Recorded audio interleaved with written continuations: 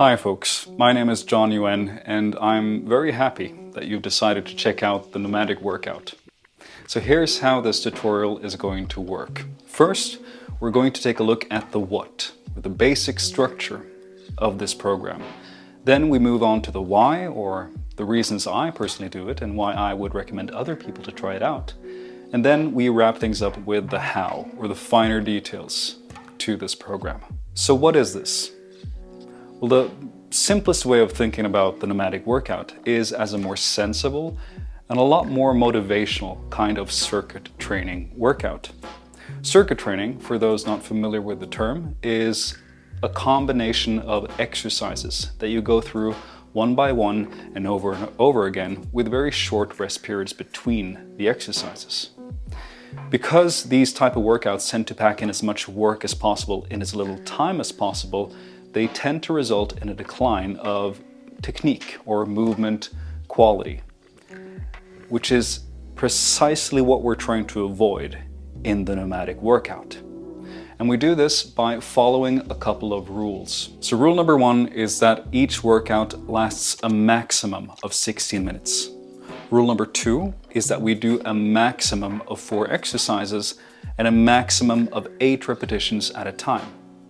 And rule number 3 is that we start each exercise at the top of each minute and we work for no more than 40 seconds at a time.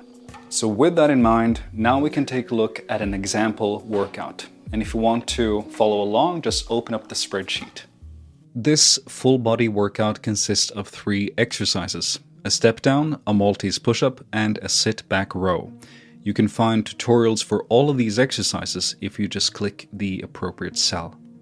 Now, seeing as the step down is a single leg exercise, we're going to reserve a full minute for each leg.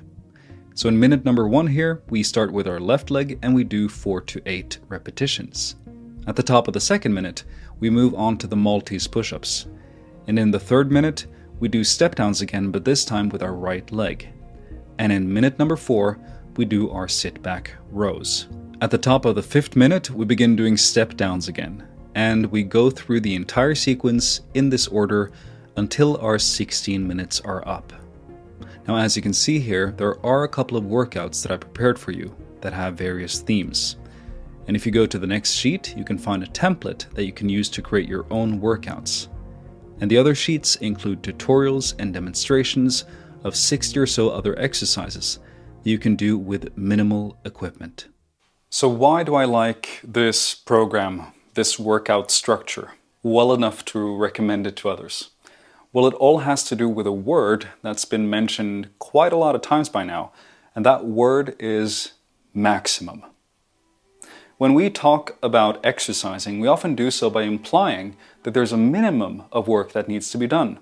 We need to do a minimum of 5 exercises. We need to do a minimum of 3 sets. We need to do a minimum of 7 repetitions. We need to do a minimum of 45 minutes of work.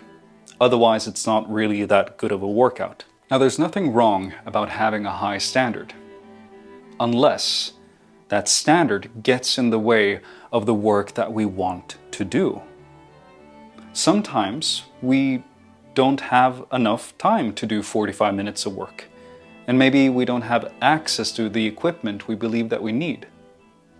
And a high standard can also get in the way because of psychological reasons. Sometimes we don't feel like doing a minimum amount of work. There was a time in my life when this feeling was particularly strong. I was traveling a lot, and what I considered to be good enough workouts seemed like such insurmountable tasks because of time constraints and because of a lack of energy.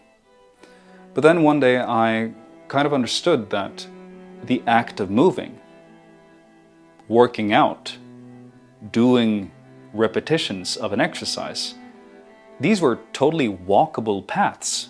The issue was that I'd placed these paths on top of a very tall mountain that I forced myself to climb first.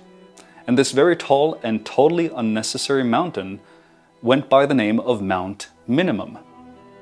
And so I decided to flip the script. Instead of giving myself a minimum amount of work to do, I gave myself maximums. On those days, when I had less energy, motivation, or time, I was not allowed to work out for more than 16 minutes at a time, and I could do no more than 4 exercises. Suddenly, a workout didn't seem that overwhelming anymore. In fact, it made me want to move more, which I ended up doing. Sometimes I would do these workouts 2 or even 3 times per day.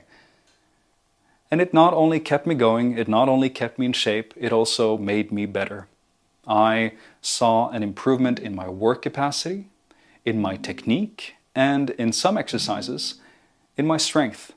So let's wrap up with a couple of tips. Tip number 1 is that you can progress in many different ways.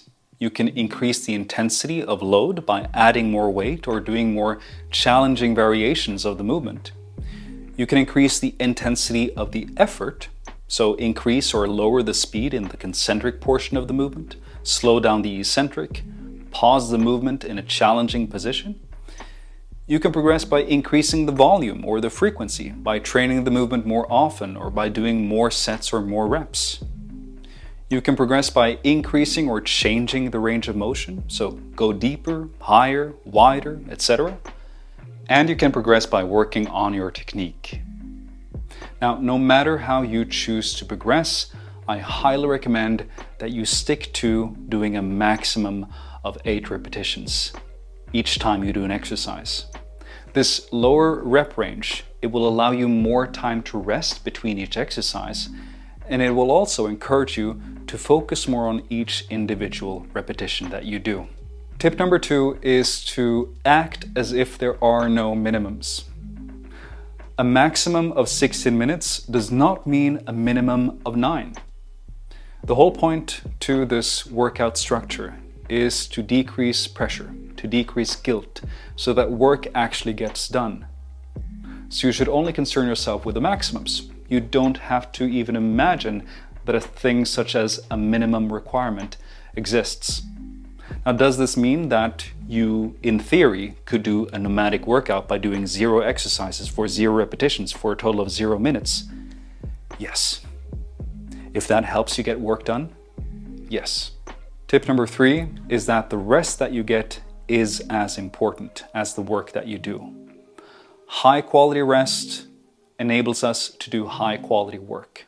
So if you notice that you get too out of breath and it prevents you from doing an exercise with decent technique, then consider just taking out one exercise and inserting a minute of relaxing. The last rule is that you make the rules. This video is just a guide, and if anything that I've said prevents you or discourages you from working out, then feel free to just label me as a guy that doesn't know what he's talking about and come up with your own rules. I do recommend that you try out this workout structure first though, so you know which rules to bend. And with that, I'm just going to thank you for listening and wish you the best of luck with your nomadic workout.